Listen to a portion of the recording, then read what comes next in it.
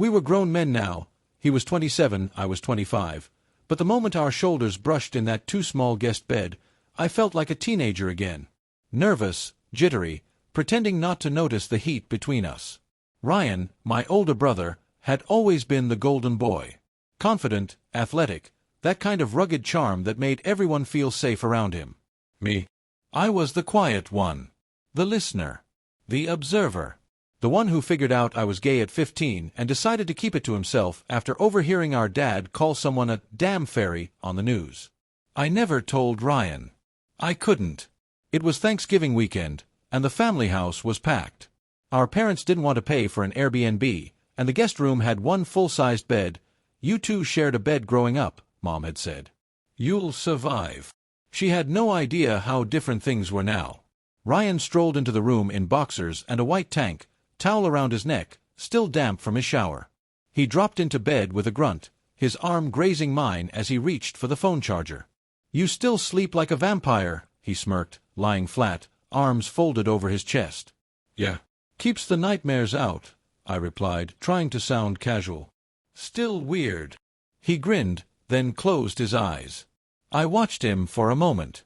Just a moment too long. His jawline, still sharp even under soft lamplight. His lashes, unfairly long. The scar under his lip from that bike crash when he was 12. God. I turned away. Closed my eyes. Tried to focus on anything else. The hum of the ceiling fan, the scent of his shampoo, the blanket we were both awkwardly sharing. My heart thudded in my chest. Loud. Unignorable. It wasn't the first time I'd felt it around him. Back when I was 16, I used to make excuses to walk in on him shirtless. Back when he played football, I'd linger at the sidelines too long, pretending I was just a supportive brother. But it wasn't just admiration. Not innocent, not brotherly. It was something I learned to bury. Something I never said out loud. Because I knew how wrong it sounded. But in that bed, inches away from his warm skin, the years of self-control felt like a weak wall, ready to crumble. You okay? He mumbled suddenly. Yeah. Why? You're breathing like you ran a mile. I chuckled, trying to recover. Just, too much turkey, I guess. He smiled again, barely opening his eyes. Dude, relax. I'm not gonna bite. I wanted to say, that's not what I'm worried about. Instead, I shifted to my side, giving him more space. Or pretending to. The truth was, I couldn't sleep. Not with him there. Not with everything I'd been pretending wasn't there. I stared at the ceiling. My thoughts started spinning again. This wasn't love. It wasn't even attraction. Not really. It was a twisted, tangled thing born from years of emotional confusion and closeness that had never been properly named. Ryan was straight. Had a girlfriend last year. Always talked about, one day having a bunch of kids. He used to tell me I'd be the cool uncle. Would he still say that if he knew the things I'd thought about? Would he still touch my shoulder the way he did, or laugh with me like nothing was strange? Suddenly, he shifted. Rolled toward me. His arm brushed mine again. This time, it stayed there. Cold, he murmured. I didn't move. My skin burned. My mind screamed at me to slide away, say something, anything, but I stayed frozen. My arm tingled where his touched it. He let out a slow, relaxed breath. Already drifting off. He didn't mean anything by it. I knew that. But I also knew that the stir inside me wasn't innocent. Wasn't casual. I hated myself for it. What kind of brother feels this way? I blinked into the dark, trying to force the thoughts away. Tried to think of anything else. But even guilt has its own kind of gravity. It keeps pulling you toward the things you don't want to admit. I thought about leaving the bed, sleeping on the couch. But it would raise questions. He'd tease me for being dramatic. So I stayed. I laid there next to him, rigid, alert, drowning in the war between shame and longing. I told myself it would pass. That I'd fall asleep eventually. But deep down, I knew the real problem wasn't sleep. It was the truth I'd buried so deep, it had started to pulse like a heartbeat. And tonight, I was close enough to feel his. I woke before sunrise, heart pounding, skin clammy, not from a nightmare but from the raw weight of where I was, who I was next to. For a moment, I forgot where I was. Then I felt it. Ryan's arm was still draped over my side. His body was warm against mine, his breath slow, heavy, brushing the back of my neck in soft rhythms. I didn't move.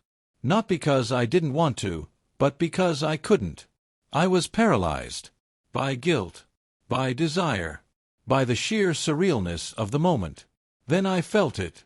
A subtle pressure against my lower back. Firm. Rhythmic with his breathing. Morning wood. The air in the room shifted. It was as if time slowed to a halt. I knew what it was. I knew it was natural. He was asleep. Unaware. Unintentional. But that didn't stop the electricity that ran through my body, lighting every nerve with a dangerous, aching pulse. I closed my eyes. This is your brother. Your brother. But the warmth of him, the solid press of his body behind mine, it felt like everything I'd spent years trying to silence had suddenly woken up with him. And I hated myself for how I responded. I didn't push him away. I didn't move. Instead, I laid there, muscles taut, breathing shallow, hoping, no, fearing, that he might wake and realize what was happening. This wasn't just about desire anymore. It was betrayal. Of blood. Of boundaries. I tried to think about anything else, our childhood fights, the time he broke my favorite model airplane, the way he used to make fun of my voice when I sang in the shower. But none of it could kill what was growing in me now. Not even shame. After what felt like an eternity, Ryan stirred. He pulled his arm back, rolled onto his back with a soft groan. I finally let out a breath. "Damn," he mumbled, rubbing his eyes. "Didn't mean to crowd you. This bed sucks." I forced a laugh, hoarse. "Yeah. Definitely not made for two." He sat up, stretching, oblivious. His tank top rode up, revealing the sharp lines of his stomach, the deep V that disappeared beneath his waistband. I turned away fast, pretending to check my phone. My throat was dry. My heart hadn't slowed. "Coffee?" he asked, already on his feet. "Yeah, sure." He left the room, scratching the back of his head, yawning like nothing was different. And maybe, to him, nothing was. But everything inside me was screaming. I sat up, gripping the edge of the mattress, staring at the floor like it could give me answers. I felt disgusting. I didn't do anything. He was asleep. It was involuntary. But I had stayed there. I had felt something I shouldn't have. I spent the rest of the morning trying to act normal. We ate breakfast with our parents, laughed about stupid family traditions, teased Mom about her obsession with pumpkin spice. Ryan was his usual self, easy, charming, untouched by the storm in my chest.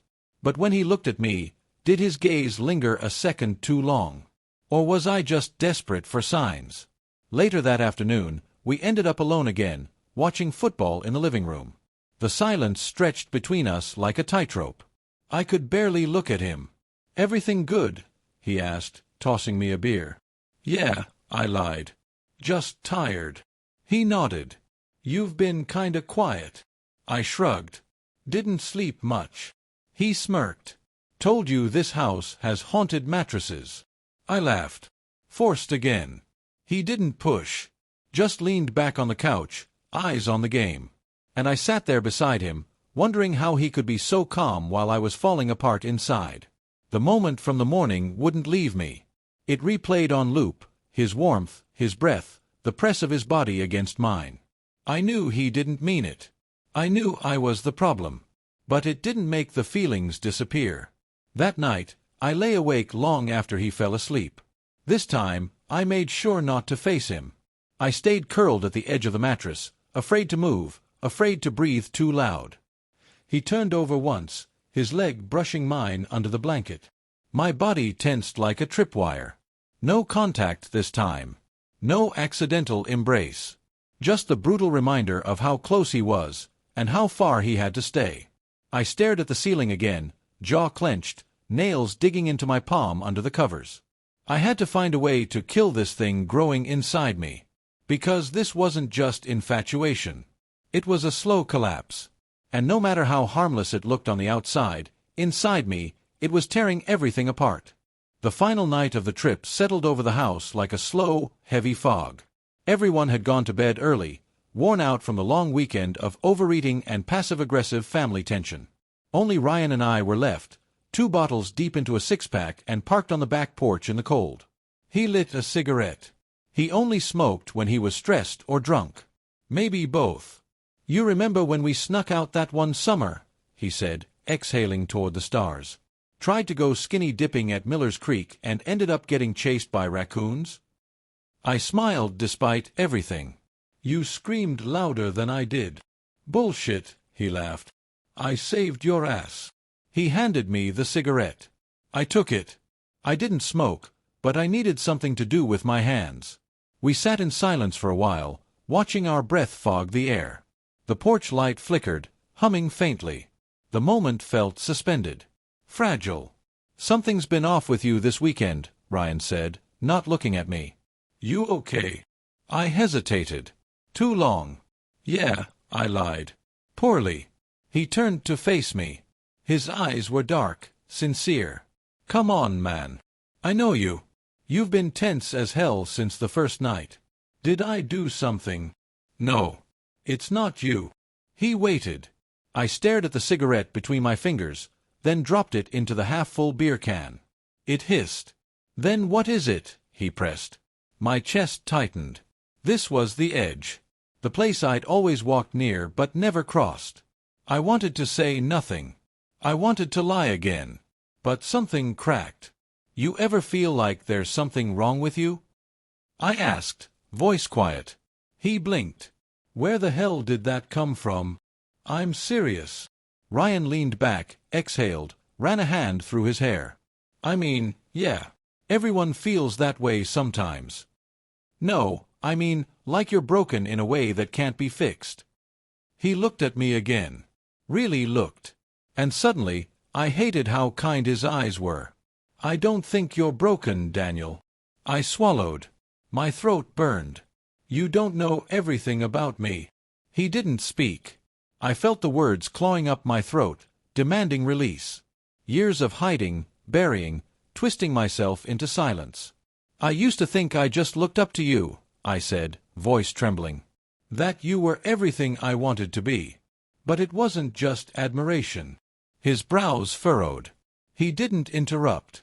"It was more than that," I continued. "And I hated myself for it. Still do." Ryan stayed frozen. I saw his shoulders tense. "You're my brother," I said, eyes burning now. "And sometimes, I wish you weren't. Because then maybe all of this would make sense." The silence after that was deafening. He stared at the wooden planks beneath his feet. Not shocked. Just quiet. I wiped my face. I hadn't even realized I was crying. He finally spoke. "Dan." "No," I cut in. "You don't have to say anything. I'm not expecting anything. I couldn't carry it anymore." He leaned forward, elbows on his knees, fingers laced. His voice was low. Careful. "Have you ever told anyone else?" I shook my head. "Never." He nodded slowly, like he was weighing everything in the universe. "You're not a monster," he said. "But I feel like one." "You didn't do anything. You felt something." "That's not the same." His voice was steady, but there was a crack in it. A hesitation I couldn't read. I wanted to ask what he was thinking, but I didn't. We sat in that silence again. This time, it wasn't comfortable. Then, gently, Ryan stood. "I'm gonna head in," he said. "It's cold out here." I nodded. Couldn't speak. He stepped back, paused at the door. "I'll still be here in the morning." And then he disappeared inside. I stayed out there alone for a long time, replaying everything, wondering if I'd ruined us for good.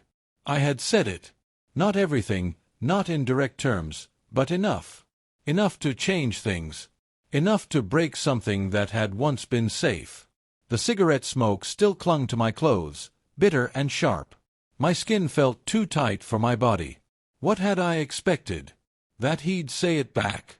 That he'd hold me or kiss me or tell me he'd felt the same way? No.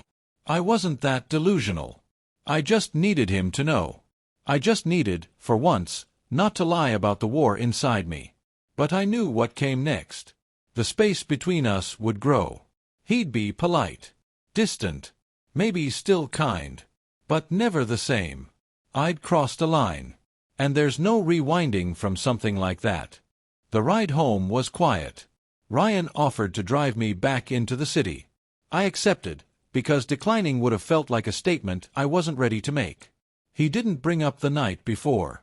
Not once. No mention of the porch, the words I'd poured out, the admission that still felt like it had peeled open my skin. We talked about safe things. Music, work, gas prices. And for the first time in my life, I hated how easy he made it look. He could switch gears like nothing happened. I couldn't. I felt every second of that drive like a wire pulled tight in my chest. I glanced at him while he drove, his hand on the wheel, the relaxed slope of his shoulders, his mouth twitching slightly to the beat of whatever pop track played low on the stereo. Had anything changed for him? Or had I just become another discomfort he would file away and never revisit? When we got to my apartment, he helped me carry my duffel bag upstairs. The hallway felt longer than usual. The air heavier. I unlocked the door, stepped inside, dropped the bag with a thud. He lingered in the doorway, hands in his jacket pockets. "So," he started, then stopped. I waited. "You gonna be okay?" he finally asked. I looked at him. The weight of everything unsaid between us sat thick in the space. "Yeah," I said. "Eventually." He nodded. Not a confident nod.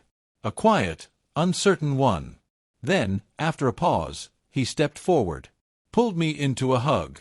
It caught me off guard, his arms warm and tight around me. Not a half-hearted pat on the back hug. It was real, and it broke me a little. I hugged him back, arms stiff at first, then clinging like I was afraid he'd disappear mid-embrace. When we pulled apart, neither of us said much. Just a mumbled, "Take care," and then he was gone. The door shut. The silence that followed was deafening.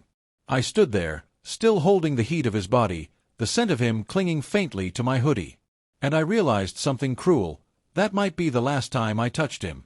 Not because I couldn't, but because I shouldn't. The boundary was real now. Solid. Defined by my confession. I collapsed onto the couch and stared at the ceiling for what felt like hours. The problem wasn't just what I felt for Ryan. It was what I had hoped he might feel back, even if I never admitted it out loud. And now that hope had become grief. Because there was no going back to before. I spent the next few days in a daze. I went to work. I responded to texts.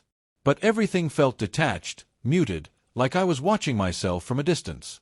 Ryan didn't call. I didn't expect him to. But I checked my phone anyway, over and over, like some part of me still hadn't given up on the fantasy. I kept replaying the hug.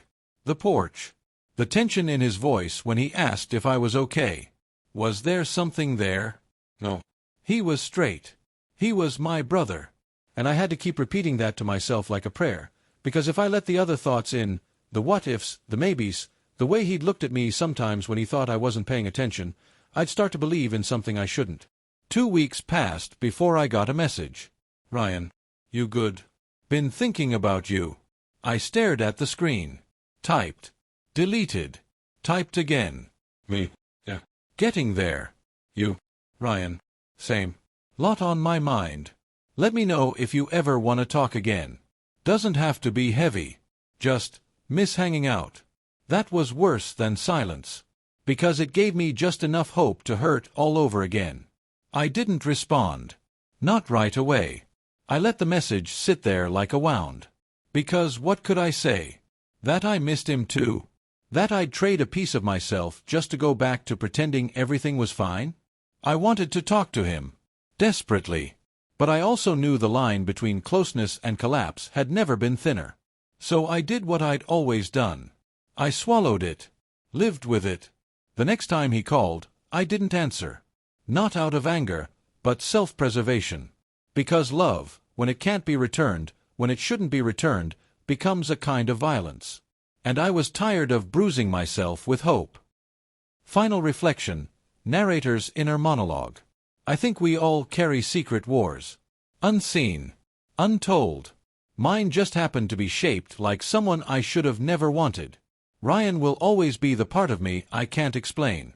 Not because of what he did, but because of what I felt. And maybe that's the real infidelity, when the heart breaks its own rules long before the body ever gets the chance.